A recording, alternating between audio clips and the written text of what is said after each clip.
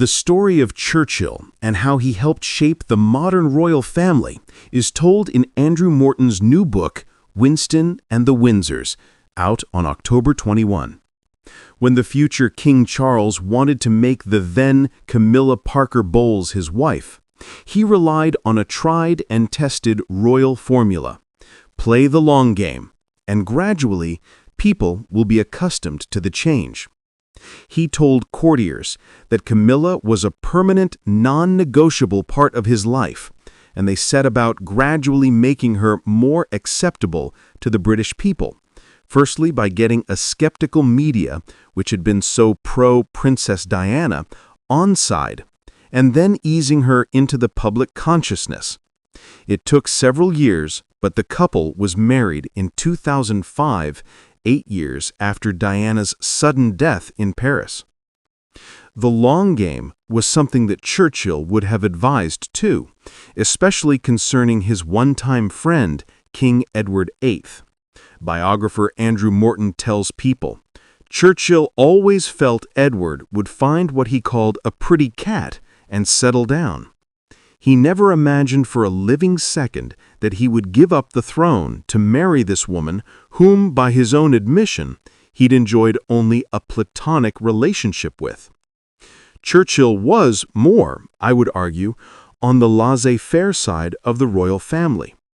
His policy for Edward VIII was just to play for time, to just get through the coronation and gradually introduce the object of your desire to the public in a gradual way through staged photographs, Morton says. However, the monarch didn't want to wait to make twice-divorced Wallis Simpson his wife, and had to abdicate the throne after 326 days before he even had a coronation. Churchill's place alongside the royal family is explored in Morton's new book, Winston and the Windsors, out on October 21. Morton, famous for his Diana, Her True Story, which, with her cooperation, shed light on the late royal's unhappy marriage, says the tactic espoused by Churchill for another king was exactly how Prince Charles did it.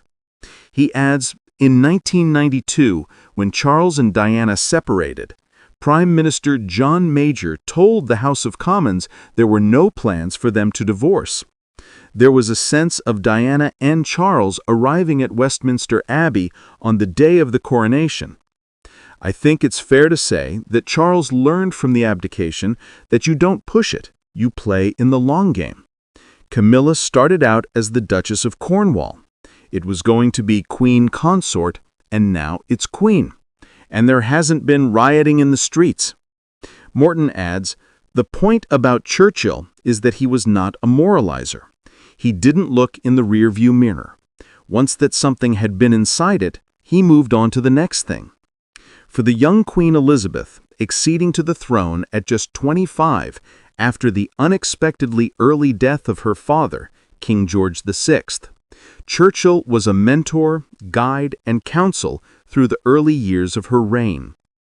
There have been lots of politicians have advised a single reign, but no politician or statesman has ever been like Churchill and advised and been an integral part of a dynasty.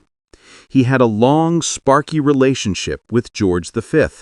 His friendship with Edward VIII nearly cost him his career, and a bromance with George VI. And he was in love, it's fair to say, with the late Queen. He would emerge from audiences with tears of laughter rolling down his cheeks. The feeling of admiration became mutual.